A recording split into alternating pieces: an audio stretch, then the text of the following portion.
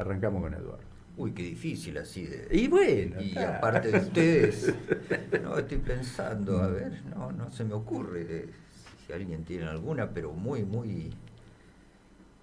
No, a ver, me A cuesta, ver. dale, tenés mientras pienso. A mí me gusta la definición de loco con estos ejemplos porque es una suerte de pseudo odiseo moderno que elige tomar la decisión menos conveniente y después asume felizmente todas las consecuencias. Con el que estoy involucrado es con un tal Alejandro Larriera, que alguna vez dijo: voy a nadar de Coronda a Santa Fe. Y le pifió al cálculo y después asumió felizmente las consecuencias de su decisión, pero estuvo 25 horas nadando. Y me parece que eso entra dentro de la categoría Sí, de loco.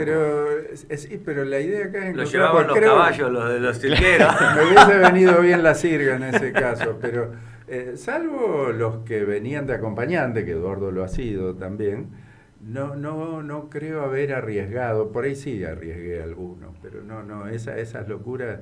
Estoy pensando más en locos. A ver, vamos a ser claros.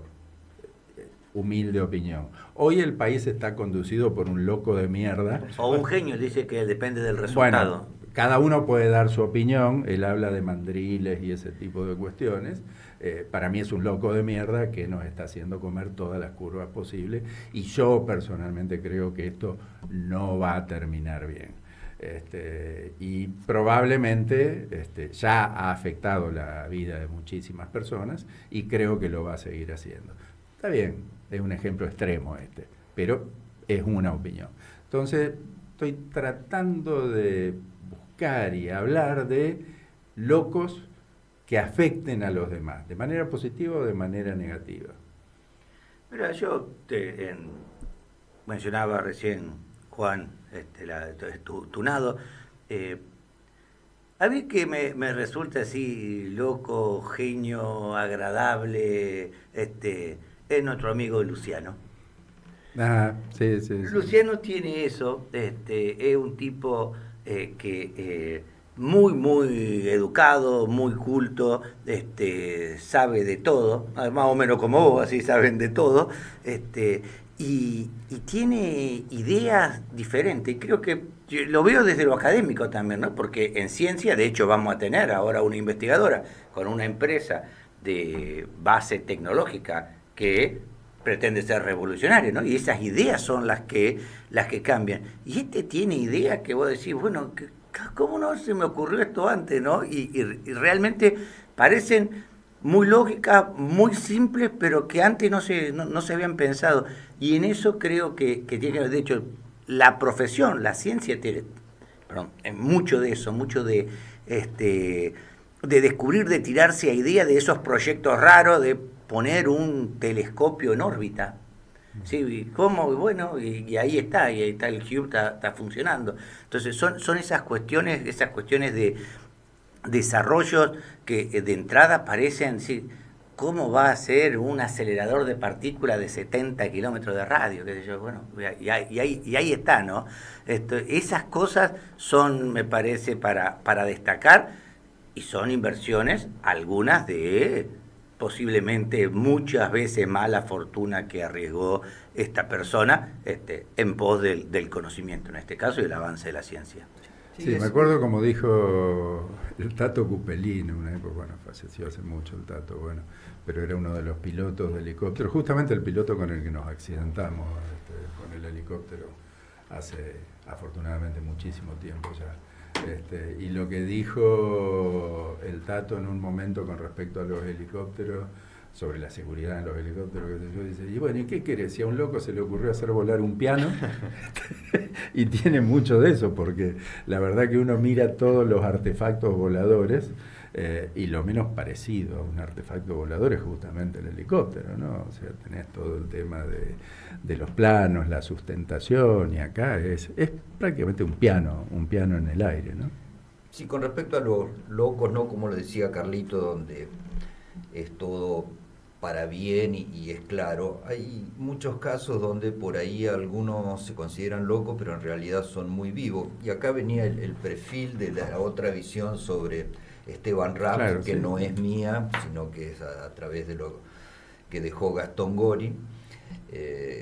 a manera de ensayo, ¿no? Porque en realidad era un empresario que estaba en Paraná trabajando para el gobierno tanto de la Confederación como para Buenos Aires, y era bastante exitoso. Y la propuesta de la navegabilidad del río Salado era el medio, los ríos más importantes en aquella época, era todo muy dificultoso por tierra. Y era, si nos fijamos en la fecha, 1855 Tomás Page, y 2 años después él, era simultáneo con la colonización encargada de Aarón Castellanos. De manera que el viaje de él estaba en el marco de una empresa por el gobierno nacional, con el auspicio del gobierno provincial, que lo resarciría con, dice, 50 leguas cuadradas, o sea, 125.000 hectáreas para colonización. Es decir, una empresa con fines económicos dentro de lo su que motivación hacía, ¿no? económica, ahora. Necesitaba Se la un poquito jugó. más. Sí. Porque hay muchos que vienen con la claro. motivación económica, pero con la de otro, ¿viste? O sea.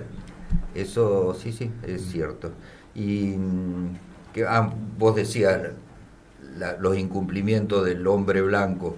Justamente citan en esos ensayos de los días que estuvieron ahí en Aguará, que el cacique José le suplicó a Rams que se dirigiera al gobierno de Santa Fe y le hiciera presente el pacto que, estando él allá, había formado sobre la mutua devolución de cautivos y que no se cumplía. Sí.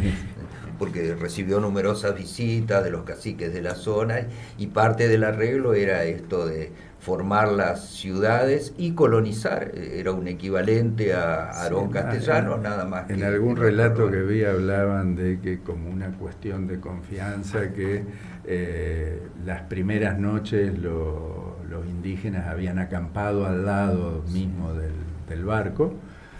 Y es cierto que es una zona que tuvo, vos te acordás que muchas veces encontrábamos en lugares totalmente perdidos y trabajando con nidos de yacaré y haciendo conteos, encontrábamos algunos lugares que eran famosos porque aparecían cacharros, eran donde estaban los poblados. Eso que era una zona que no digamos que estaba densamente poblada, pero sí profusamente poblada. Claro, y además iba quedando como una franja, porque la frontera norte venía bajando a cargo del coronel Dugrati, que era el jefe de fronteras, y ya estaba por Chaco. Y aquí se iba ampliando hacia el norte, ya se estaba colonizando todo lo que era ahora el departamento de las colonias, de manera que estaban comprimiéndose en ese lugar los últimos reductos de pueblos originarios aquí en la provincia, en la parte interior, ¿no? Marianito, no te va a salvar de esta, ¿eh? Estaba por apagar la luz de vuelta. Tirame una locura. Y a ver, bueno, es muy abierta la consigna, ¿no? Pero yo estaba pensando por ahí, capaz, yo el año pasado, en el 2025, tenía un programa, en esta radio también, Radio Gol, que se llamaba 22.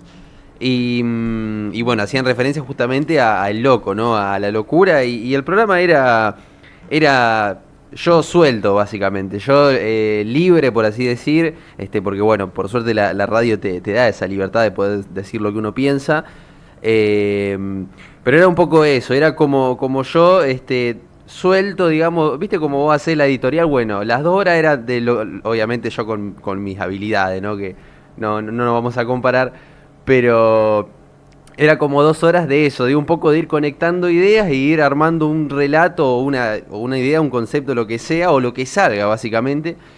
Y no solo en el discurso, sino también con la música, porque era un programa muy musical también, o sea, era igual que este. Es verdad, exactamente.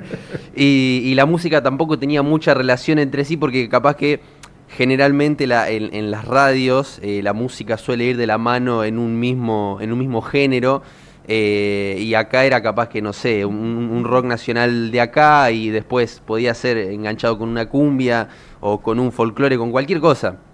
Y nada, creo que la locura es eso por ahí, capaz es algo que a uno le obsesiona o le genera esa energía extra, ese motor extra que uno tiene dentro, ese impulso, que por ahí capaz que el otro no entiende, pero vos lo sentís, y obviamente hablando de locuras lindas, ¿no? Sin ir a la esquizofrenia y esas cosas, ¿no? Estamos hablando en el buen sentido. Nada, yo haciendo ese programa me sentía un poco un loco, y tampoco me importaba lo que decían los demás, ¿viste? Y yo decía, la gente le gusta y ya está, ¿viste? Y sigamos por acá, ¿no? ¿Viste? La fórmula perfecta, Mariano. Ser loco sin cagar a la gente. Bueno, Exacto. vamos a dejarle este consejo a Javier de Balcarce 50. Deja de cagar a la gente, por favor. Vamos un poquito de música.